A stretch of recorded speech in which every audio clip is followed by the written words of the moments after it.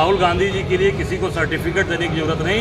राहुल गांधी शिव भक्त हैं और महादेव के भक्त हैं। हम आतंकवादी जिन्होंने हमारे भाइयों को, हमारे परिवार लोगों को मारा है, उनको अंजाम तक पहुंचे, उनके खिलाफ कार्रवाई निश्चित तौर से मजबूत कार्रवाई होनी चाहिए। और राफेल कब ये आएगा, ये नींबू मिर्चा कब हटेगा, ये देश इंतजार करते हैं।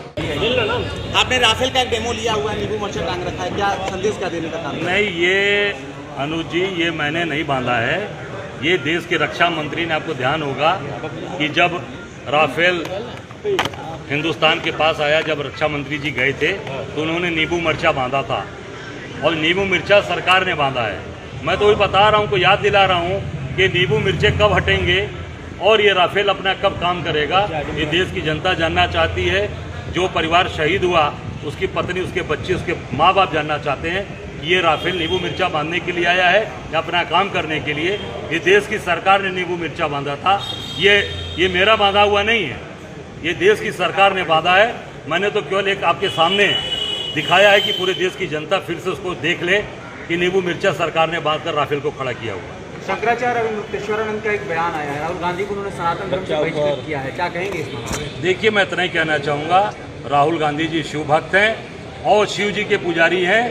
अकेला आदमी जिन्होंने मानसरोवर की यात्रा की है, पूरे केदारनाथ की पदयात्रा करते हुए दर्शन पूजा पाठ किया है। राहुल गांधी जी के लिए किसी को सर्टिफिकेट देने की जरूरत नहीं। राहुल गांधी शिव भक्त हैं और महादेव के भक्त हैं हम लोग। उत्तर प्रदेश में मदरसों पर कार्रवाई शुरू कर दी है सरकार ने, क्या कहेंगे? बुलडोजर भी अब सरकार कोई कार्रवाई, ये राफेल कब ये उड़ेगा, ये नींबू मिर्ची कब हटेगी, ये योगी जी, रक्षा मंत्री जी यहीं से सांसद हैं लखनऊ से, ये कार्रवाई कब करेगा, हम लोग इसके इंतजार में बैठे हैं। सरकार, उत्तर प्रदेश की सरकार तो केवल और केवल चीज़ों को डाइवर्ट करना और हिंदू मुसलमान करना, और उनका एक ही मकसद है कि कैसे लोगों को सताया जाए, कैसे लोगों को कमज़ोर किया जाए।